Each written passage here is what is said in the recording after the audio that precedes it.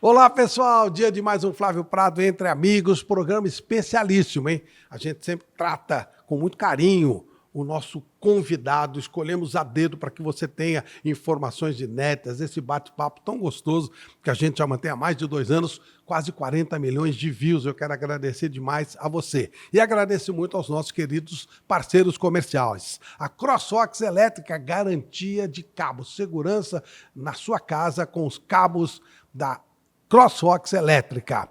Alibec Alimentos, alimento de alta qualidade para você que gosta de comida saudável e de alto nível. Alibec Alimentos. Lux Color, a tinta da pintura inteligente, essa eu garanto, é sensacional e tradicional, a nossa Lux Color. Debrete, a churrascaria, uma rede espetacular, crescendo cada vez mais.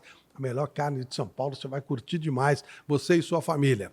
Grupo Hall Center, agora internacional, hein? Grupo Hall Center, muito especializado em esteiras condutoras, agora também com redutores de tudo para pronta entrega. Maravilhoso o Grupo Hall Center. Baltec Brasil é a empresa que mais cria produtos. Você vai lá no site da Baltec, tem sempre uma novidade, impermeabilizantes, todo tipo de coisa que você precisa para a sua casa. Atlântica Máquinas. Você está querendo começar um novo negócio, você não quer investir muito, mantenha contato com a Atlântica Máquinas, porque aí você vai achar aquele negócio que você precisa para começar. Depois você vai dar um impulso grande e vai comprar outras máquinas da Atlântica que vão render muito mais para você. Prêmio Auto Shop São Bernardo. Prêmio Auto Shop de São Bernardo tem tudo para o seu carro, hein? Você quer comprar, vender, fazer seguro, financiar, tá tudo lá no Prêmio Auto Shop de São Bernardo. Saúde é fundamental, não é? Ampla Saúde é o plano laranja que garante a sua saúde, garante a sua segurança na hora que você precisa, mas mais do que qualquer coisa, preocupa-se em manter a sua saúde, para que ela não tenha problemas, que você nem precise usar médicos, clínicas, que se precisar também, você terá gente especializada. Mas a Ampla Saúde cuida no seu dia a dia da sua saúde. Banco BR-M1. Conheço o Banco BR-M1, um banco crescendo muito na América toda, nos Estados Unidos, na Argentina, Banco BR-M1. E Acro Cabos de Aço. A Acro é um sucesso. Tudo em cabos de aço, tradição, anos e anos aí, sempre mostrando serviço, mostrando cada vez mais competência e segurança para a sua empresa, para a sua casa, para tudo que você precisar. E quero agradecer também o apoio da Deca Sports, da Faz Comunicação Visual e também da Blue Finance. Vamos então a mais um programa especial, mais um Flávio Prado Entre Amigos começando. Tenho certeza que você vai gostar.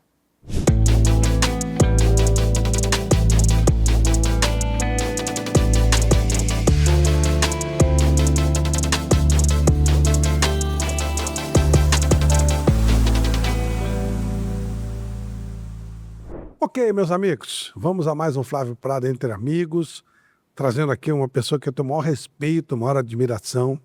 A gente sempre aprende muito quando conversa com ele, e você com certeza o conhece e também já aprendeu muito. Estamos recebendo o professor Reinaldo Polito, o homem da oratória, livros, muitos livros, não só no Brasil, mas também em todo o mundo, um recordista de livros, capa da Veja, páginas amarelas, enfim, o homem tem uma história maravilhosa. Professor Polito, que prazer te receber aqui, muito obrigado. Prazer é todo meu, Flávio, uma honra estar com você aqui. O seu caso é um caso muito curioso, porque a gente reclama no Brasil da falta de interesse pelo estudo. Infelizmente, e agora com rede social piorou mais ainda. No entanto, eu recebi outro dia aqui também o professor Pasquale e disse a mesma coisa. Vocês conseguiram se destacar num ambiente meio inóspito. Como é que foi isso? Se você observar bem a necessidade de falar, as pessoas até cometiam um certo equívoco, achavam que falar em público era só para padre, político, e ficava nessas atividades, advogado. E hoje você tem nas empresas o dia todo alguém precisando fazer apresentação de projetos, de propostas, tentando vender produtos. E aquele que vai subindo na hierarquia da empresa, chega num determinado momento que ele vai precisar menos do conhecimento técnico e muito mais da comunicação. E aquele que não sabe se expressar bem, fica parado e em alguns casos ele acaba regredindo até na carreira. Então isso daí, quem não souber falar, está morto, Flávio. Verdade. Mas a sua sacada, são 50 anos nesse trabalho, foi lá atrás, no momento que a comunicação... Sim, a comunicação sempre foi importante, hoje ela é fundamental, ela é vital, mas como é que te veio esse estalo de vou trabalhar com oratória? 50 anos atrás. Pois é, eu tinha um amigo muito tímido. Você olhava na cara dele, ele ficava roxo de vergonha.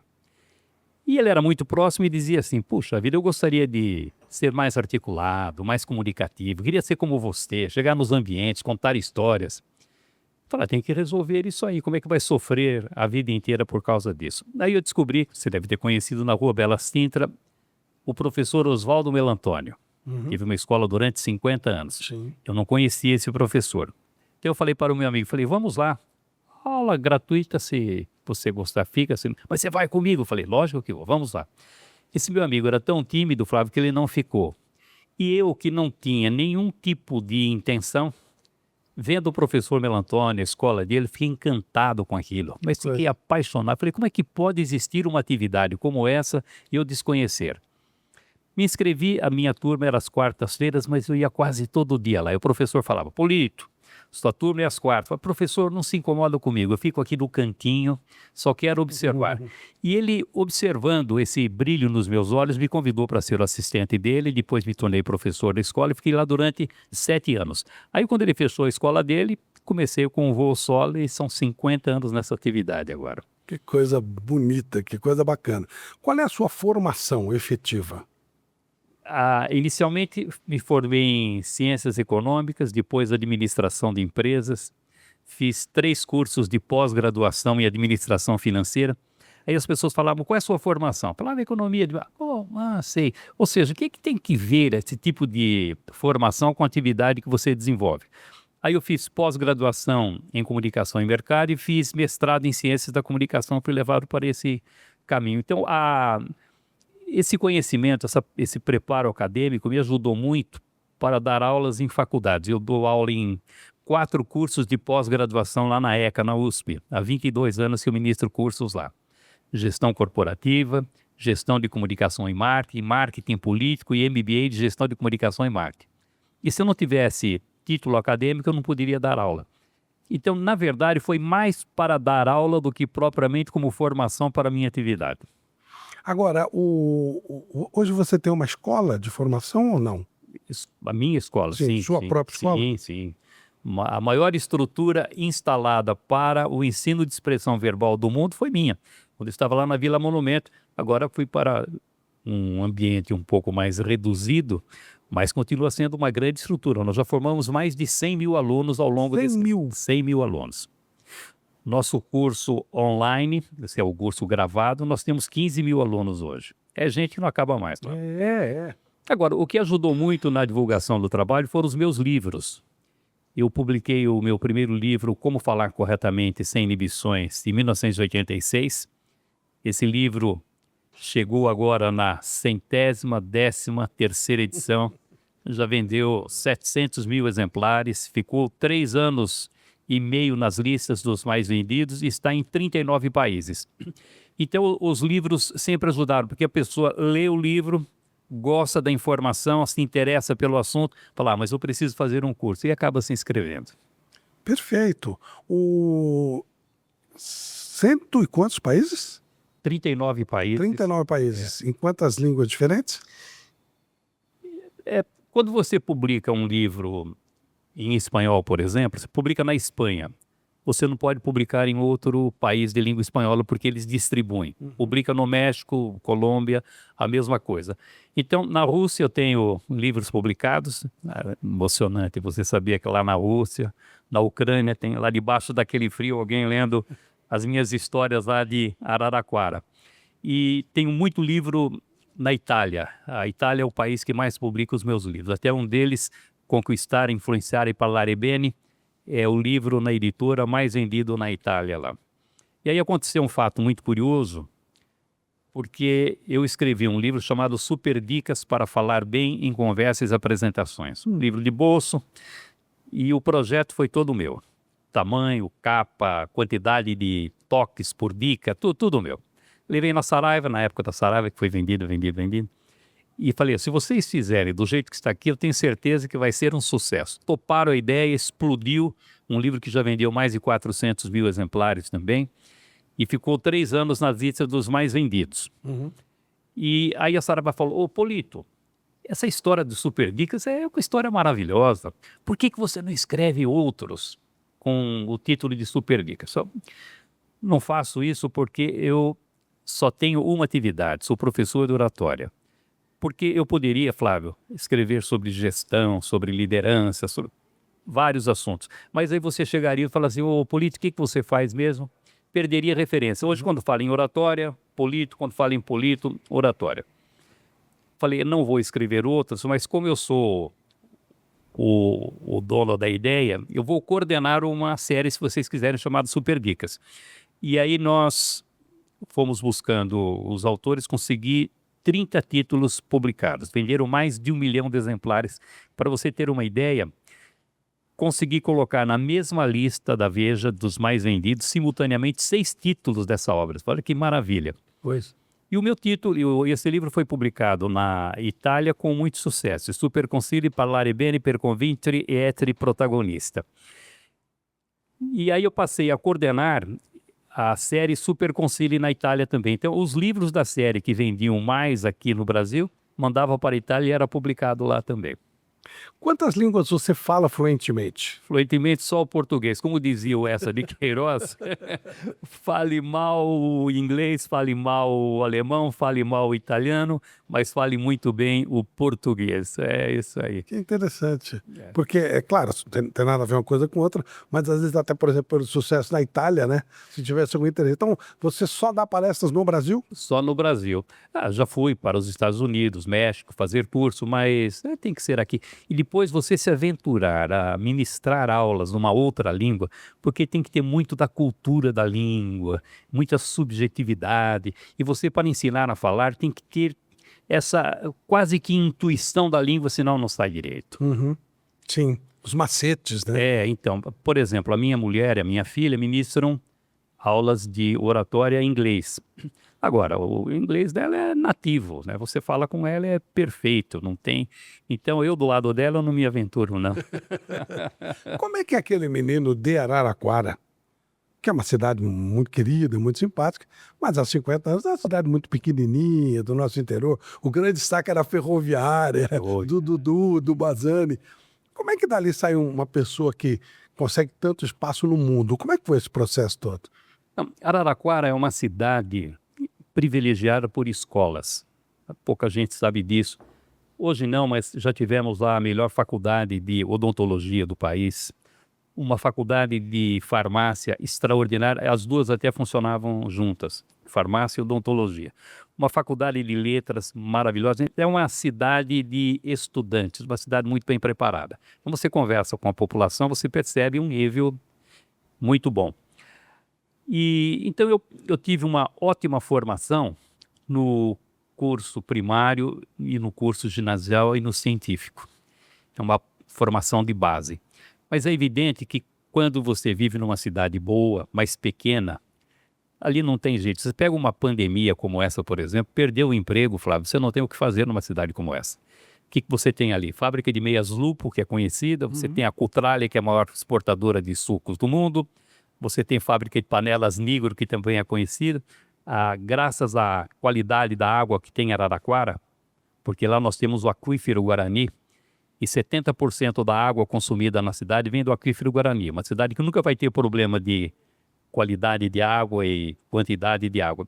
Então os fabricantes de cerveja se instalam ali, a Kaiser, agora a Galícia.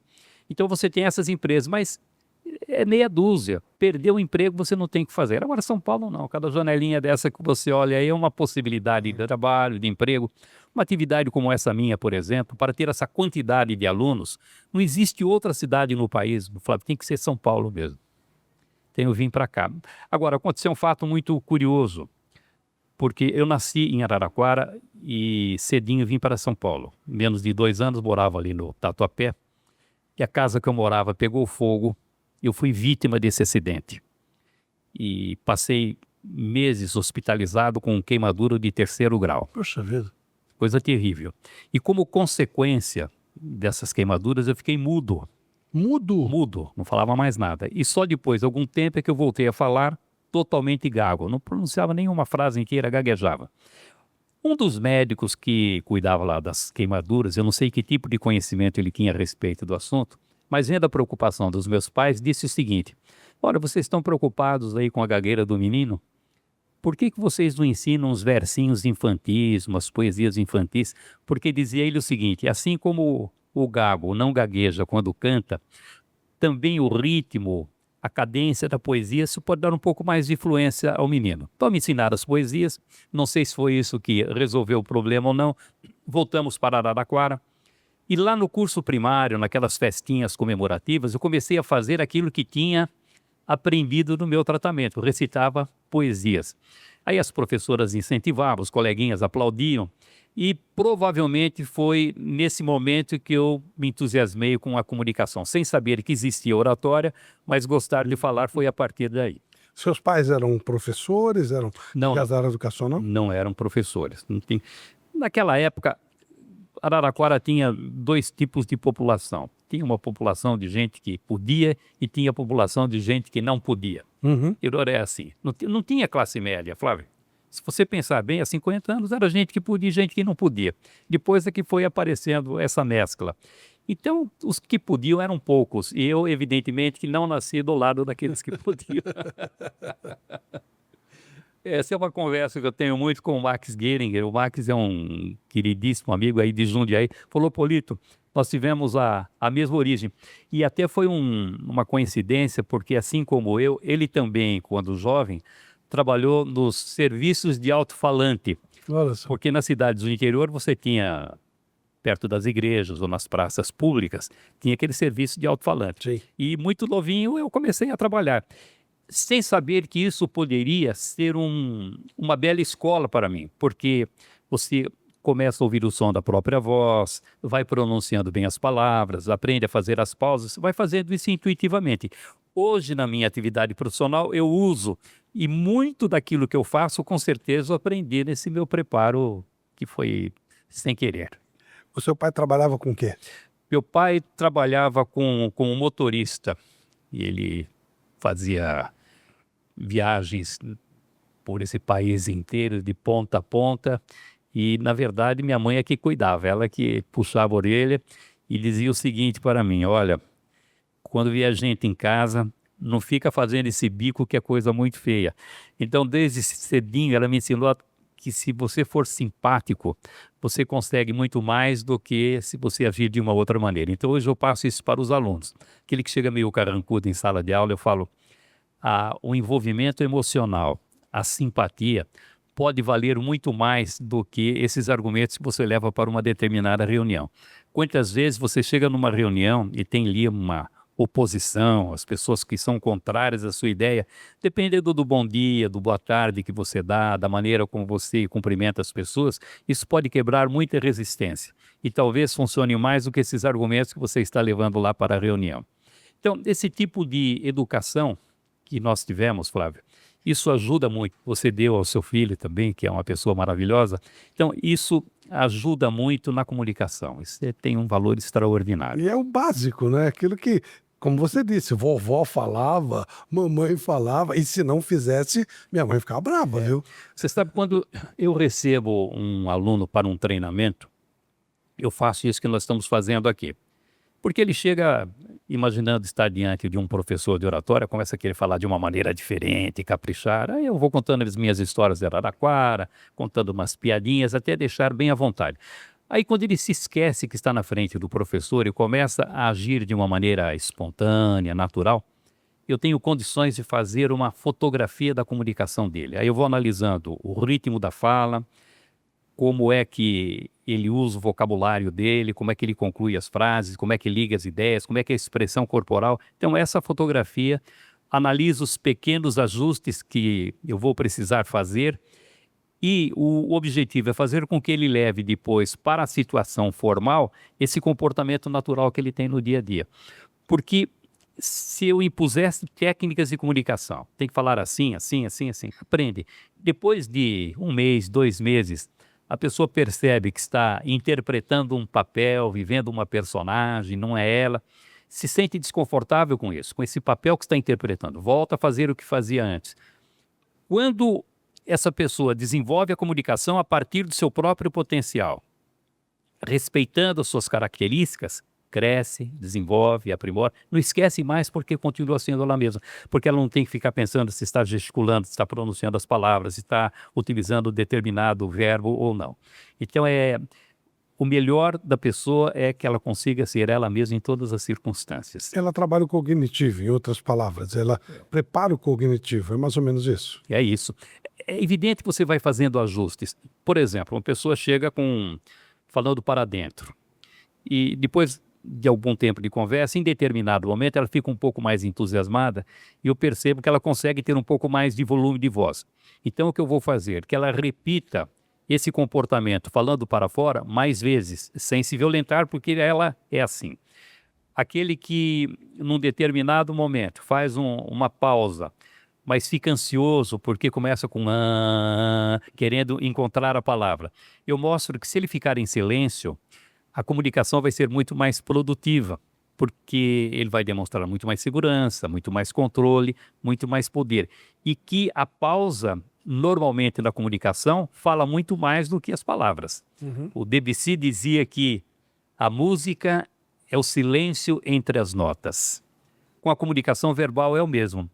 Muitas vezes nós transmitimos uma mensagem completa, com começo, meio e fim, só com a pausa que nós fazemos. Nesses 50 anos, você já trabalhou pessoas que depois ficaram famosas? Muitas. Só para dar ideia, algumas pessoas confundem oratória com política. Se você pegar o número de políticos, por exemplo, agora na campanha, muitos me procuraram. Mas comparado com o número de executivos é 0,00. Mas, por exemplo, Valdemar Costa Neto, presidente do PL, foi meu aluno. O Baleia Rossi, presidente do MDB, foi meu aluno. A Renata Abreu, presidente do Podemos, foi minha aluna. O Roberto Jefferson, ferrado hoje, coitado, mas presidente do PTB, foi meu aluno. Então, os presidentes dos grandes partidos passaram por ali. E as dançarinas me procuram muito também. Dançarinas? Por exemplo, a Sabrina Sato foi minha aluna, a Sheila Mello, a Feiticeira, todas elas. Porque começam dançando e depois, como a Sabrina, tem interesse em fazer a apresentação de programas de televisão, e aí não dá, porque todo mundo vai ficar olhando o corpo e quando abre a boca tem problema. Eu me lembro que a Feiticeira, quando me procurou, ela tinha feito a primeira tentativa de falar alguma coisa e um jornal aí desceu o cacete, que era muito melhor ela ficar de boca fechada, etc. Ela falou, poxa, eu estou perdida, não pensei que a agressão fosse tão grande assim. Então ela foi. E era uma moça bem preparada, porque pouca gente sabe que ela era formada em comércio exterior, então tinha uma boa formação. E só precisava de uma oportunidade para se expressar bem. Hoje mora nos Estados Unidos lá com o marido, de vez em quando eu vejo umas gravações que ela faz, excelente, está indo muito bem. Sheila Mello também outra, que era formada em balé clássico, em uma boa formação. A Sabrina é inteligentíssima, que você conheceu muito bem. Sem dúvida. E, por exemplo, no caso da Sabrina, o grande desafio foi fazer com que ela melhorasse a comunicação dela sem perder esse jeito meio interiorano de ser, porque o charme dela está aí. Se ela tivesse mudado, provavelmente ela perderia essa graça. Ela teria que continuar, digamos, com aquele sotaque caipira, entre aspas, Isso. porque era a marca dela. Exatamente, e mais desenvolta, sabendo exatamente o que iria falar. Os atletas também vão muito, por exemplo, o Gustavo Borges, que hoje faz palestras maravilhosas, o Meligeni também foi lá fazer o treinamento, o Christian Fittipaldi, o Roberto Scheide, todos eles vão, porque o que acontece, você que convive com isso, o atleta, ele precisa de patrocínio. E aquele que é mais articulado, mais comunicativo, geralmente tem muito mais facilidade para ter patrocínio. Se ele fala mal, começa a afugentar um pouco os patrocinadores. Então eles precisavam disso. E alguns deles já prevendo o final de carreira, porque atleta termina a carreira muito cedo. Poucos, como o Mike Tyson, com 50 e tantos anos, vão se aventurar a fazer uma luta. Mas termina muito cedo. E aí eles precisam de uma atividade. E fazer palestras, por exemplo, o Mauro Silva, quando fez o treinamento comigo, Ele terminou o treinamento, ele já tinha 10 palestras marcadas. E um bom palestrante hoje, você sabe que é muito bem remunerado. Sim, sem dúvida. E o treinamento para a comunicação é isso. Normalmente, eu oriento como é que eles contam a história da atividade deles, principalmente os momentos de superação que eles tiveram, comparando isso com a vida corporativa. E para a empresa, isso daí tem um bom resultado. E você dá palestras? Sim, sou palestrante também. E a minha palestra, ela tem uma característica, porque quando eu vou ensinar oratória numa palestra, as pessoas ficam me observando nos detalhes. Se eu falo em dicção, vamos ver se esse cara pronuncia bem as palavras. Se eu falo em postura, deixa eu ver se ele se posiciona bem. Se falo em gesticulação, da mesma forma. Tudo aquilo que eu ensino como técnica, eu sou obrigado a apresentar na minha própria apresentação. Então é uma palestra em que eu ensino a teoria, mas ao mesmo tempo, no meu comportamento, eu vou mostrando como que é a prática. Perfeito. Os olhos falam, professor? Muito. Os olhos falam muito. Algumas pessoas confundem. Tem gente que acha que para ter uma boa comunicação visual precisa olhar direto o tempo todo. Eu tive um aluno na pós-graduação em marketing político lá na USP. Ele era da Costa do Marfim. E falando sobre comunicação visual, que se você desvia os olhos de vez em quando não tem problema, e se encarar demais pode ser agressivo. Ele falou, lá na Costa do Marfim, professor, se alguém olha fixamente durante um tempo prolongado, isso é considerado muito invasivo, é uma agressão que não tem tamanho. Então, trazendo isso para cá, nós não temos esse rigor todo, mas a comunicação visual é importante. Nas conversas pessoais e também diante de uma plateia. Aquele que não sabe olhar para uma plateia, ele não sabe fazer a leitura das modificações que ele precisa fazer. Quando nós preparamos uma apresentação, uma palestra, você tem que analisar as características dos ouvintes que você vai enfrentar. Se é jovem, vai falar do futuro. Se é idoso, vai falar do passado. Se é de baixo nível intelectual, você tem que simplificar a linguagem. Se as pessoas são de bom nível, você pode utilizar a linguagem um pouco mais complexa, usar a ironia, por exemplo. Depende do conhecimento. Se for especialista, você não pode falar na superfície. Se for leigo, você não pode aprofundar mais. Analisa todas essas características. E você tem um nível de acerto excepcional a partir dessa avaliação. Só que às vezes nós nos equivocamos. Você imagina e chega na hora, não é assim. Então, quando você faz essa leitura da plateia, havia, por exemplo, planejado uma apresentação mais técnica e as pessoas não estão reagindo. Você vai migrando para uma mais emocional. Havia planejado uma mais emocional, não dá certo, vai para uma mais técnica. Então, durante a própria apresentação, você vai acertando a sintonia com a plateia. Eu me lembro que eu recebi um grupo de alunos, eram 20 participantes, de uma empresa. O mais velho tinha 29 anos, era o VP da empresa. Mais velho. Os outros, 28, 27, diretores, garotado. Peguei aquelas fichas, olhei pela idade e falei, chá comigo. Linguagem mais solta, na maneira de me trajar eu vou mais soltinho também. Bom, aí comecei com as minhas brincadeirinhas e os caras não reagiam e falavam, não reagiram. Aí eu fui percebendo que, embora eles fossem jovens na idade, na atividade profissional eles tinham amadurecido demais, muito. Então eram pessoas mais maduras. Aí fui mudando para uma apresentação mais técnica e aí sim, aí pegou. E no final fizeram uma avaliação, gabaritou com nota máxima, mas veja, Flávio, se eu não tivesse feito essa leitura, eu não teria percebido essa reação, teria insistido naquela minha avaliação inicial e teria sido um fracasso. Então é preciso ter esse contato visual. E depois, por exemplo, vai o Flávio Prado, um camarada conhecido, querido, super projetado. E se você vai num grupo e você não olha para um determinado lado da plateia, fala, esse cara é prepotente, arrogante, nem olhou para o meu lado. Quando você olha para um lado e depois você olha para o outro, as pessoas se sentem incluídas, se sentem prestigiadas e a partir daí passam a torcer pelo seu sucesso. E depois o que acontece? Alguém diante de uma plateia, durinho ali, se ele não se movimenta, vai dar a impressão que ele está todo artificial. Quando você olha de um lado, depois você olha para o outro lado, isso ajuda a dar uma flexibilidade no tronco, quebra a rigidez da postura, aí você pode ficar com uma postura elegante e natural ao mesmo tempo. Então veja quanta importância tem a comunicação visual.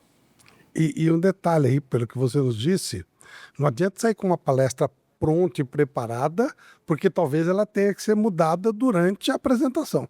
Normalmente é. Por isso que nas apresentações presenciais você tem uma oportunidade melhor de fazer essa adaptação. Porque numa apresentação presencial, Flávio, nós temos uma leitura periférica até intuitiva. Você olha se alguém mexe no celular, se ele abaixa a cabeça, se cochicha com alguém, se pega uma anotação. Bom, você vai fazer essa leitura. Numa apresentação à distância, por mais que você veja os quadradinhos ali, fica um pouco mais difícil, você não tem essa leitura exata. E sempre nós precisamos fazer algum tipo de adaptação. É pela observação da plateia que você sabe o momento em que você tem que fazer uma interrupção no raciocínio. Porque você vai falando, chega um determinado momento, como o pensamento é muito mais rápido que as palavras, o ouvinte vai criando um foco de atenção que fica viciado e ele não consegue mais prestar atenção. Ele começa a pensar nos afazeres, nos compromissos, no boleto. Já escapou. Já foi embora. Então, esse é o momento em que você tem que trazer o pensamento de volta. Então, você tem que interromper aquilo que você está dizendo, fazer uma brincadeira, fazer uma menção a alguém que esteja na plateia, fazer uma pergunta. Enfim, você tem que apresentar uma novidade para que esse pensamento que fugiu seja seduzido e volte a participar. Pensamento voltou, retoma o raciocínio. Mas você só vai ter esse tipo de sensibilidade se existir a comunicação visual.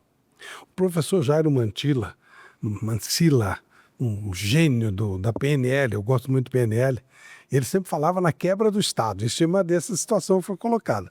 A coisa não pode ficar muito tempo linear, porque senão as pessoas vão embora. Então tem que ter uma quebra de Estado, para baixo, para cima, mexer, fazer alguma coisa. Isso. Nas aulas dele, em determinado momento, eles levantam, vamos mexer, mexe a mão, mexe o braço, respira e tal, e volta. É uma aula, mas é um pouco uma palestra, né? E funciona muitíssimo bem. Então você tem vários recursos para segurar a atenção e trazer a atenção de volta. Houve uma época que eu tinha 8 professores, então as salas lotadas, e vinha gente lá de Fortaleza, de Porto Alegre, o camarada viajava 10 horas para poder participar do curso. Aí vinha o professor e falava assim, pô, a turma lá tá meio pesada, Polito. Eu falava o seguinte, onde foi que você errou? O cara viaja 10 horas para participar de uma aula e vai dizer que ele não está interessado? Onde é que o professor errou? Então, quais são os recursos que nós temos? Primeiro, movimentação física. Aquele que se movimenta sem objetivo nenhum, ele pode demonstrar insegurança e perder até a concentração do público. Mas você está num determinado local da sala. Depois de algum tempo, percebe que as pessoas vão já perdendo o interesse. Você se movimenta, vai para o outro lado. Eles vão olhar o seu semblante de uma maneira diferente, a sua voz passa a ser ouvida de outra maneira, o contato físico é distinto também, o cenário que ele está vendo é outro. Ele tem a impressão de que foi uma pessoa nova que chegou ali para tratar de um outro assunto. Passou um tempo, esqueceram da sua movimentação, aí você vai para o outro lado. Portanto, mudança na inflexão de voz e movimentação física é um recurso extraordinário. Outro, utilização de recursos visuais. Está elaborando a sua apresentação, aí pelo perfil do grupo, pela complexidade do assunto, você já sabe que num determinado momento vai ter uma queda de atenção. Já faz o planejamento de uma tela interessante ali. Então, ele está falando, chegou naquele momento, projeta. A atenção do ouvinte que está em você, ela se volta para a tela. Explicou os números, os gráficos, as estatísticas, depois muda o rumo da conversa, volta para você. Aí a apresentação fica dinâmica e fica envolvente. E você pode utilizar todos esses recursos simultaneamente. Você pode se movimentar, mudar a inflexão de voz, interromper aquilo que você está dizendo, usar recursos visuais, tudo aquilo. O que eu falo para os meus alunos é o seguinte, você tem todos os recursos à disposição quando você fala, tudo. Agora, o público começa a morrer e você não faz nada, a culpa é sua, porque não existe ouvinte desinteressado, o que existe é orador desinteressante. Então você pode plantar bananeira, fazer striptease, como dizia a Dilma, tem que fazer o diabo. Agora, não faz, a culpa é daquele que fala. Então, tem que estar sempre muito atento e analisar o que nós precisamos fazer para segurar o ouvinte. E aí, 40, 30, 40 anos de aulas, de repente aparece uma coisa chamada rede social, internet, e muda tudo. E aí, professor, o que Bom, impactou no seu trabalho? aí eu ganho um público que eu não tinha, porque hoje as pessoas me procuram muito para participar de podcast, para fazer gravações de vídeos. E é interessante, você deve ter essa experiência. A pessoa conversa numa boa, você liga a câmera na frente dela, ela fica paralisada. Não é isso? Começa a falar, você traz convidados aqui, provavelmente em alguns momentos você tem que ficar tirando com saca-rolha, porque Claro, fica claro. paralisado. E no bate-papo ali é uma pessoa extremamente simpática. E então esses têm procurado muito, porque são pessoas conhecidas, são pessoas projetadas, mas que não estão fazendo vídeos com qualidade. Então aí vão lá treinar e aquilo que eu falei sobre a naturalidade é o que mais deve ser ensinado nesses momentos. Porque aquele que é soltinho, aquele que é descontraído, aquele que é leve vai ter muito mais resultado, né? A aula online funciona? Funciona muitíssimo bem. E eu sempre fui muito resistente. Porque aquela minha estrutura, como falei, a maior coisa maravilhosa, um orgulho daquilo. Aí os caras falavam, não, tem que fazer online, você vai atender gente do mundo inteiro, pessoas que não podem vir aqui. Eu falei, não, porque eu não me conformava. Como é que eu numa salinha de 2x2 poderia dar o mesmo tipo de treinamento? Bom, aí aconteceu pouco antes da pandemia, eu gravei um curso online. Não gravei, gravei. Foi muito bom porque veio a pandemia. Esse, especificamente, já vendeu na época 10 mil cursos, quer dizer, é gente que não acaba mais. E nós temos hoje os treinamentos presenciais e os treinamentos remotos. Remoto é para diferenciar desse online gravado, porque o remoto, o aluno fala interagindo comigo como se ele estivesse presencialmente. Então, o que acontece, Flávio? Se você pegar um curso presencial e transportar diretamente para um curso online, é fracasso. Porque você tem que fazer adaptações para o curso online. A carga horária tem que ser outra, muito mais reduzida. A interação com o aluno tem que ser muito maior, fazer perguntas o tempo todo, tipo de observação. A linguagem tem que ser muito mais dinâmica, muito mais envolvente, porque senão cai naquilo que você falou, vai morrendo. Então nós ficamos quase um ano fazendo experiências e adaptações. Eu falo nós porque minha filha, a Raquel, trabalha comigo há 25 anos. Também tem um Bruno na minha vida. E ainda bem, porque senão eu ia parar de trabalhar e não tinha quem segurasse o bastão. E ela é competentíssima, os últimos livros que eu tenho feito, tudo em coautoria com ela. Então nós fomos testando todas as possibilidades de plataforma até que chegamos numa carga horária, num tipo de curso, com um programa maravilhoso. Então hoje o curso remoto, ele dá resultado tão bom quanto o curso presencial. Alguns ainda têm resistência. Mas pensa bem, por exemplo, demos um curso agora para os executivos do Bradesco lá em Luxemburgo. Imagina, nos levar para Luxemburgo, seria bom, né? Ou então trazer aquela turma de lá para cá, é muito dinheiro, acaba não fazendo. Quando fizemos o curso remoto com um resultado excelente, maravilhoso, aí a organização quer fazer muito mais a partir daí. E a palestra online? Ela funciona? Palestra online nós temos feito, eu falo nós porque as online eu tenho feito sempre com a Raquel, com a minha filha. E já chegamos a fazer palestra para 8, 10 mil pessoas. Puxa vida. Então palestra, e acho que foi muito bom porque repetiram depois o convite. Porque aí tem um detalhe, ô Flávio, você faz uma palestra, o cara, opa, Flávio, adorei, hein? Pô, foi muito bom. Não acredita. Não acredita. Você acha que alguém vai falar para você, ô Flávio, não gostei da sua palestra, não. Vim aqui com uma expectativa. Não fala. O feedback bom é quando convidam de novo ou indicam você para fazer uma outra palestra. Aí sim. Aí tá. Então, como eles nos convidaram para fazer outras palestras, então o resultado foi muito bom. Mas, por exemplo, eu tenho um dos cursos que eu ministro na pós-graduação lá na USP, esse MBA de Gestão de Comunicação e Marketing, é online esse curso. Tem lá 250, 300 alunos, é um grupo grande. E ali é terrível, por quê? Porque não tem ninguém na sua frente, é só a câmera, e o cara pode assistir na hora, ele pode entrar depois, que fica gravado, ele pode assistir depois. Então você não sabe se tem gente vendo, se não tem gente. De vez em quando eu falo, escute, alguém tem uma pergunta aí, gostaria, fica aquele silêncio.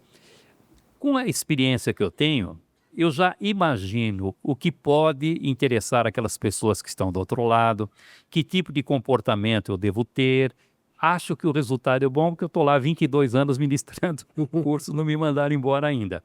Mas, nesse caso, fica um pouco mais difícil. Como você, na televisão ou no rádio, você fala, você não tem ideia de quem está na sua frente. Com a sua experiência de 50 anos, você já sabe mais ou menos o nicho de mercado que você tem, como é que as pessoas reagem. Então, você tem essa sensibilidade. E, a partir daí, você vai ter uma atuação que possa agradar essas pessoas. Agora veja que curioso, durante a pandemia, nós fazíamos o programa que nós fazemos presencialmente, nós todos ali, o rádio era o efeito era o mesmo, mas nós nos encontramos, cada um na sua casa. E todos tivemos a mesma sensação de que estava demorando muito para acabar o programa. Ele ficou longo, ele ficou. Porque tem aquela história da interação, da brincadeira. Sim. A gente perdeu isso. E aí a gente começou a achar que o programa está muito comprido. O Vampeta disse: poxa, o programa ficou maior. É curioso isso. E aí, como é que... Bom, aí... Não, tem que fazer, você vai fazer. E vai em frente. Mas parece que os assuntos acabam. É muito curioso isso, essa distância. Porque agora, outro detalhe que eu falei sobre você segurar a atenção é a mudança de voz. Por exemplo, eu faço uma palestra com a minha filha, por exemplo. Eu falo, depois de um tempo, ela entra no palco para tratar de um outro tema dentro daquilo que estamos falando. Aí, passa um tempo, eu vou. Então, essa troca, como vocês fazem no programa de televisão, por exemplo, né? Um fala, daqui a pouco outro fala. Essa mudança de voz faz com que as pessoas se interessem também. Perfeito. Professor Polito, e a inteligência artificial? Onde ela entra nisso? Ela vai ajudar? Ela vai piorar? Como é que o senhor está pensando isso? Coisa do demônio, Flávio. Coisa do demônio. Impressionante. Quando o ChatGPT foi lançado, um mês depois eu escrevi o meu primeiro artigo. Porque além da PAN, eu escrevo no Estadão, além de escrever lá, eu gravo vídeos também, no Diário de São Paulo, na CBN. Bom, são 5 artigos por semana. E um mês depois eu já escrevi um artigo falando sobre o ChatGPT. Eu não sei se você se lembra o que aconteceu. Na universidade americana, de repente os trabalhos dos alunos começaram a aparecer com uma qualidade excepcional. Você falou, pô, esse cara não era tão bom assim, o que aconteceu? Aí foram pesquisar e verificaram que eles estavam usando o ChatGPT para fazer o trabalho Sim. escolar. Aí as opiniões dividiram. Uns fecharam questão, aqui não entra, vamos fechar o sinal, ninguém usa isso aqui dentro. Outros, com um pouco mais de maleabilidade, disseram o seguinte, não, começa a escrever aqui o rascunho, aí você termina em casa. Agora, se a qualidade do trabalho de casa for muito superior a essa aqui, o trabalho vai se recusar. E outros falando, não, a vida vai ser assim daqui para frente. Então vamos trazer o ChatGPT para dentro da sala de aula e orientar os alunos como é que eles poderão aproveitar esse recurso na atividade profissional. E a partir daí outros foram agindo da mesma forma. Foi mais ou menos o que aconteceu com as calculadoras eletrônicas. Quando apareceram as calculadoras, eu me lembro bem, eu fui um dos primeiros a ter. Os professores não permitiam o uso da calculadora em sala, não, tem que fazer à mão, porque tem... Passado um tempo, eles falaram o seguinte, puxa, ele vai usar a calculadora na atividade profissional. Por que é que nós não ensinamos como fazer o uso da HPzinha aqui em sala de aula para que ele possa se sair melhor lá fora? Eu, por exemplo, tenho alunos políticos que não têm assim uma formação. Um candidato a vereador, prefeito de uma cidade lá pequenininha. Tem uns muito bem preparados, mas tem outros que têm dificuldade. Claro, normal. E a reclamação sempre, pô, tem muita dificuldade para escrever meus discursos. Pô, dificuldade, eu tenho que contratar gente para fazer isso para mim, né? Mas é muita dificuldade. Aí um deles da Baixada Santista, eu falei, qual é o tema que você gostaria de desenvolver? Não, eu, por exemplo, gostaria de falar sobre privatização dos portos. Falei, mas você quer falar bem ou quer falar mal? Ele falou, não, eu acho que deve ter os dois lados, porque aí eu posso ponderar. Então, privatização dos portos. Argumentos favoráveis, argumentos contrários. 5 segundos, o cara olhou e falou, pô, vou mandar todo mundo embora, não preciso mais disso aqui. Então, o que acontece? Eu, por exemplo, o teclado faz parte de mim. Fiz umas continhas outro dia, 2.000 e tantos textos escritos. Aí vai aprendendo. Sim. Sabe que escrever, você aprende escrevendo. Sim. Quando eu fiz o meu primeiro livro, Flávio, eu levei 9 anos. Por quê? perfeccionismo e incompetência. Eu voltava, palavra repetida, frase truncada. Então aquilo demorou. Ainda bem que eu caprichei, porque foi o livro que vendeu bastante, um dos que mais vendeu. Então você vai aprendendo a escrever. Então o teclado faz parte de mim. Mas hoje eu pego o chat GPT, por exemplo, eu pego o meu texto, boto lá dentro e falo, verifique se tem alguma incorreção gramatical, problema de pontuação. Você dá a orientação. Aí ele vem lá, olha, tem uma vírgula aqui, tem um ponto aqui, você pondera, tá. É um auxiliar maravilhoso. Então a inteligência artificial ela veio para ficar. Quem hoje não usa e é muito bom, ele vai ficar muito bom. Quem hoje é muito bom e usa, ele vai ficar excepcional. Ele vai ser inatingível, porque vai ser muito difícil pegar um camarada assim. É impressionante. E agora você tem aí no computador, por exemplo, faço uma reunião com você. Terminada a reunião, você deve ter feito isso já, ele te dá um relatório do que aconteceu na reunião. Flávio falou isso, Polito falou isso, foi discutido isso, tudo na mão. É, como eu disse, coisa do demônio, mas é maravilhoso. Já está inserido nas suas aulas, então. Já.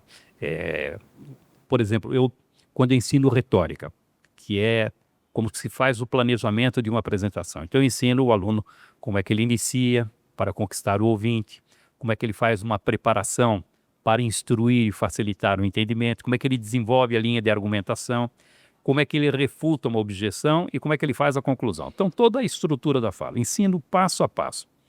E aí depois ele pega toda essa estrutura com um tema, coloca lá no chat GPT e faz um discurso. Ele vai analisando se aquilo que foi sugerido a ele está de acordo com a técnica que ele aprendeu. Então é uma maneira de você aprender e aprofundar ainda mais. Eu já me peguei publicando alguns vídeos e depois eu percebi que era de inteligência artificial e aí eu fiquei louco da vida, reclamei e tal, mas aí fazendo suas devidas triagens é de uma utilidade absurda, realmente não tem como viver sem Tem isso. alguns sinais, você sabe quando vem da inteligência artificial. Quando no texto você começa a encontrar a palavra, é crucial é coisa de inteligência artificial. Quando você vê no título de um texto, Paraná, 2 pontos, tal, 2 pontos é coisa de inteligência. Quando você vê uma frase, contudo, Paraná, contudo é coisa de... Então, tem umas palavras comuns e um jeitão assim que você já sabe falar, isso aí não é coisa da cabeça dele, não. A inteligência artificial ela ainda é perfeccionista, né? Perfeccionista. Ela não é do linguajar do dia a dia. E agora tem um detalhe, todo mundo usa, mas ainda as pessoas têm vergonha de dizer que usa. Não, porque é coisa da minha cabeça, coisa da minha cabeça. Isso é uma besteira que logo vai desaparecer também. Porque se você pode...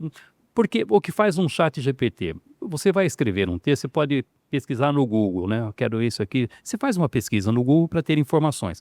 O chat GPT faz essa pesquisa para você. O Flávio está assim hoje, do jeito que está, como eu disse, coisa do demônio. Mas você já imaginou? A Microsoft está fazendo um investimento de 10 bilhões de dólares para o aperfeiçoamento disso. Aí então, vai chegar um determinado momento que se o homem não tomar cuidado, ele vai ser superado pela máquina, sem dúvida que vai. Eu acredito nisso aí. Porque o que acontece? Você pode ser muito bom numa determinada área, em português, por linguagem, redação. O outro pode ser muito bom em matemática, cálculo, o outro em física. A inteligência artificial, talvez ela não tenha a excelência em tudo, mas ela vai ter 90% de competência em todas essas áreas. Ninguém tem isso, Flávio. Ninguém tem isso. Então nós temos que usar como um apoio, como um recurso para nós, para melhorar as nossas atividades e tomar cuidado para não ser superado. O que o senhor diria se fizesse um livro todo por inteligência artificial? Já tem, Flávio. Já? Já tem. Assinado por alguém? Na maior cara de pau? Eu me lembro que quando começou a aparecer isso e os textos vinham com facilidade, essa foi uma pergunta que fiz para o chat GPT. Eu falei, escuta, aí pode ser feito um livro utilizando só os recursos da inteligência artificial? Eu falei, pode, mas você deveria dizer que o livro foi feito com inteligência artificial. Esse é um cuidado que algumas pessoas têm. Elas escrevem, falam com a ajuda da inteligência artificial, aí tudo bem, tá tudo certo. Agora, querer ser o autor Sabendo que tem conteúdo e crucial no meio. Tem isso. Mas também vai escrever um livro por semana, né? Eu tenho 37 livros publicados. Eu acho que eu não teria essa competência, estou dizendo se é boa ou não, mas eu não teria essa competência que eu tenho se eu não tivesse me debruçado Sim. e sistematizado tudo aquilo que eu aprendi, passado para o livro. Porque quando você passa para o livro, você é obrigado a organizar as ideias, a verificar se existe uma sequência lógica, aquilo vai para o mercado. E o livro ensina muito isso aí. Então, se tivesse dado na mão de um chat GPT, provavelmente eu teria sido um profissional hoje mais razoávelzinho só. Poderia fazer mais livros, mas não faria boas palestras, não daria aula. Mas e o prazer?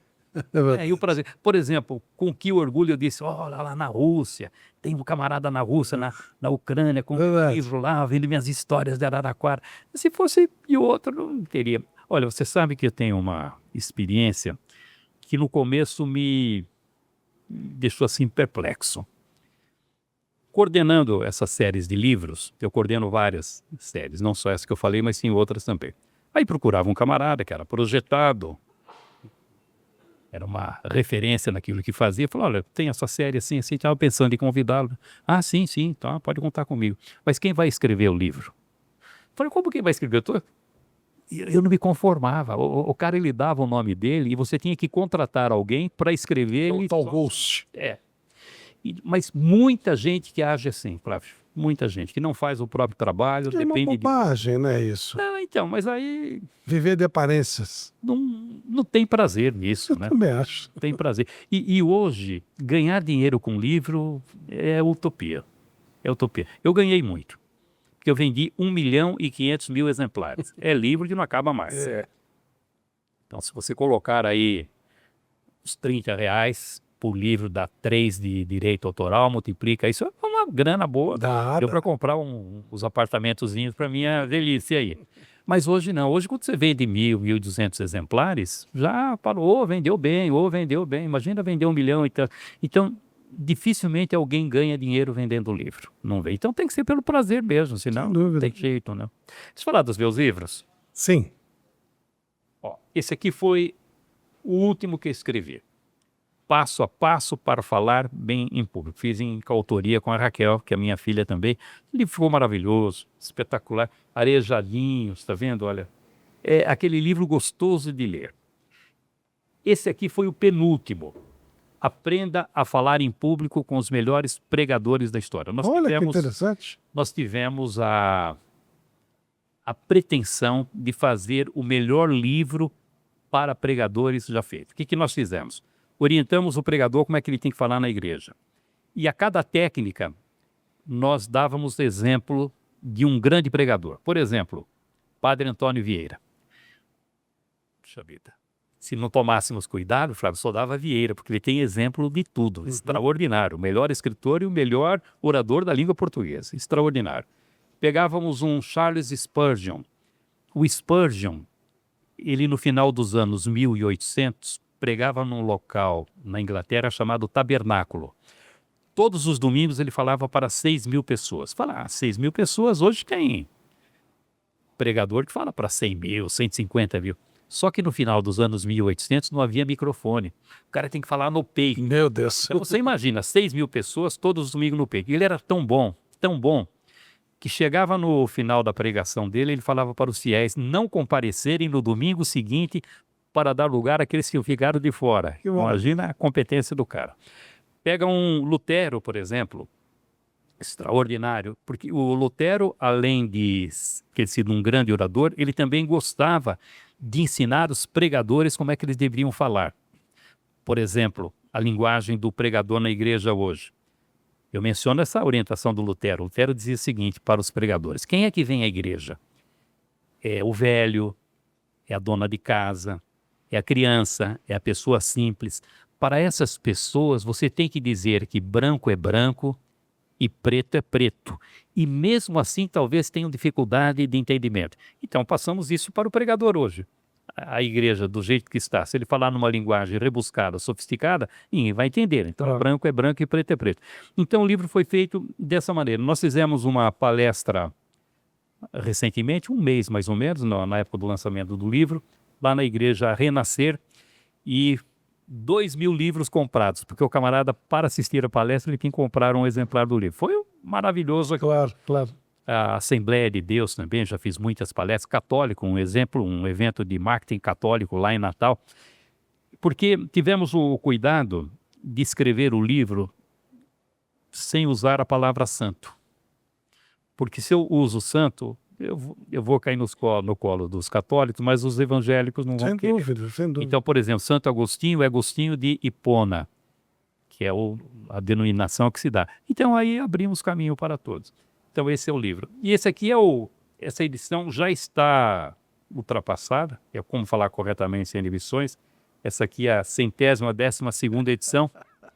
E a editora agora, porque a Saraiva foi vendida várias vezes, e agora quem comprou foi a editora GEM, que é a mais importante editora científica do país. Eu não sabia disso, estou falando assim como eu não sabia disso. E quando eu falei que esse livro, esse ano, iria completar 25 anos, 40 anos, Polito, vamos fazer uma edição comemorativa dos 40 anos. Aí fiz uma revisãozinha, então a 113ª edição do Como Falar Corretamente Sem Inibições já vai sair com essa comemoração. E, assim, o duro é que quando você tem muitos livros, por exemplo, eu tenho que trazer uns livros aqui, vou perder uma oportunidade dessa, não posso. Mas qual que você vai escolher para trazer? Pois é. Dos 37. Aí reclama com a livraria, fala, você não tem aquele livro... Ele fala, e quando você vai numa entrevista, qual que você leva? Não tem, você tem que escolher 3. Por isso que eu tomei uma decisão, Flávio. Eu escrevia só na Saraiva. Saraiva, da época da Saraiva. Algumas pessoas confundem livraria Saraiva com editora Saraiva. Tem 2 empresas diferentes. Quebrou a livraria. A editora não foi vendida para Somos Educação, Cogna, e agora está lá com a GEM. Então eu escrevia os livros com a Saraiva. E aí, 1, 2, 3... Na grade do vendedor, ele levava 3 ou 4 livros, não dava para oferecer mais na livraria, e os outros ficavam de fora. Então você lançava um livro novo, sabia que algum ia ficar de fora daqueles que estavam lá. Aí fui diversificando. Então hoje escrevo para a editora Sextante, a editora Planeta, a Literary Books, a GEM, então são várias editoras, cada um leva 3 livrinhos e está bom demais. Professor Reinaldo Polito, muito obrigado por essa maravilhosa aula. Sempre um prazer falar contigo, até porque a gente aprende muito e isso é muito importante. Quero lhe agradecer demais, parabéns. É um trabalho extraordinário esse que você faz há tanto tempo e, se Deus quiser, ainda fará por muito tempo. Muito obrigado, viu? Obrigado, Flávio. Você sabe que eu sou um admirador seu, admirador do Bruno. Certa vez escrevi um artigo só falando dele, elogiando muito, porque eu fui acompanhando a carreira do Bruno e vendo o crescimento dele, a evolução dele impressionante. Como ele é um exemplo de que alguém que se dedica a uma atividade pode encontrar o aprimoramento e o aperfeiçoamento. Hoje ele é assim, nota 10 com excelência. E você acompanha há tanto tempo e sempre com muita admiração. Então, quando você me convidou, me deu essa honra de vir aqui para conversar com você, eu fiquei muito feliz. Se as pessoas tiverem interesse em me encontrar, a maneira mais simples é pelo Instagram, @Polito. Ali não tem fotografia de gato, de comida, é só sobre comunicação. São vídeos de comunicação, dicas de comunicação e também uma coisa que eu fiz a minha vida inteira e nunca parei. Qualquer pergunta que alguém queira fazer sobre comunicação, lá no Instagram ele pergunta que pessoalmente eu vou responder. Obrigado. Flávio Prado Entre Amigos chega por aqui, eu tenho certeza que você aprendeu muito com o professor Reinaldo Polito. Um abraço.